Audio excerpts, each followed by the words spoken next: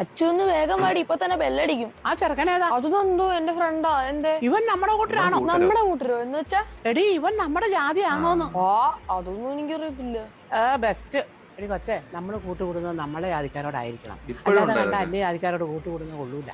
അല്ല, ഈ ജാതി എന്ന് പറഞ്ഞ മറ്റേ കായല്ലേ അച്ചാറൊക്കെ അച്ചാറിന തേങ്ങ. എടി ഓരോരുത്തർക്കും ഓരോ ജാതി മതമൊക്കെ ഉണ്ട്. നമ്മുടെ കൂട്ടർ അല്ലെങ്കിൽ ആരോടും കമ്പനി കൂടാൻ പോകരുത്. കമ്പനി കൂടാൻ പോയിട്ട് അവരൊന്ന് ടച്ച് ചെയ്യാൻ പോലും പാടില്ല. മനസ്സിലായോ?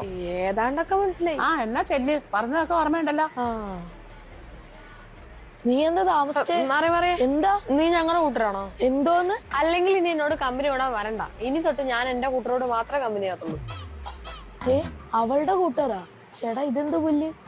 എടേ, കടയിൽ പോയി ഒരു പാക്കറ്റ് തേയില മേടിച്ചോണ്ടോ. മേടിക്കുമ്പോ ആ കോപ്പാറക്കാരുടെ കടയിൽ നിന്ന് മേടിച്ചാൽ മതി, അവര് നമ്മുടെ കൂട്ടരാ. ശരി. അല്ലെങ്കിൽ വേണ്ട, ഞാനും കൂടി വരാം. നീ ബോധമില്ലാതെ മറ്റേ കൂട്ടരുടെ കടയിൽ നിന്ന് മേടിച്ചാലേ നമ്മുടെ തറവാടിന് എന്റെ ക്ഷീണം.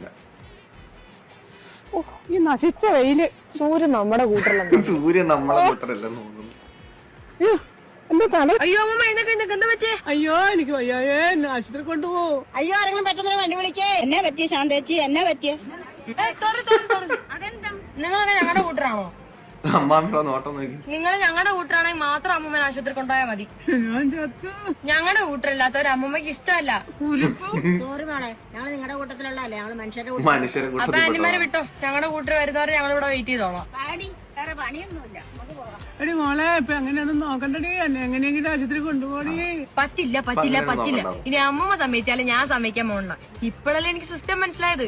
നമ്മുടെ കൂട്ടർ വരുന്നവരെ അമ്മൂമ്മ ജസ്റ്റ് ഒന്ന് പിടിച്ചേക്ക്. ഇവിടെ തൊട്ടടുത്ത് നമ്മുടെ കൂട്ടറുടെ ആശുപത്രി ഉണ്ട്, ജസ്റ്റ് ഒരു 60 കിലോമീറ്റർ.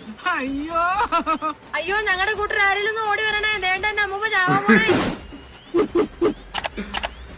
ഈ ജാതിയുടെ ആ ഒരു ഭ്രാന്ത് ഇപ്പോഴും കൊച്ചു പിള്ളേരുടെ മനസ്സിൽ അല്ലെങ്കിൽ വളർന്നു വരുന്ന തലമുറയുടെ മനസ്സിനകത്ത് കയറ്റുന്നവരൊക്കെ ഇതൊക്കെ ഒന്ന് കണ്ടു പഠിക്കുക. നാളെ സമയത്ത് നിങ്ങൾക്ക് എന്തെങ്കിലും വന്ന് വീട് കിടന്നാൽ നിങ്ങളുടെ ജാതി നോക്കിയിട്ടോ നിങ്ങളുടെ മതം നോക്കിയിട്ടോ ആയിരിക്കും ഒരാൾ വന്ന് ഓടി വന്നിരിക്കുന്നത്. കേട്ടോ? ഇനിയെങ്കിലും ജാതി എന്ന് പറയുന്ന സാധനം നിങ്ങളുടെ മനസ്സിനൊക്കെ എടുത്ത് കളയാൻ നോക്കും.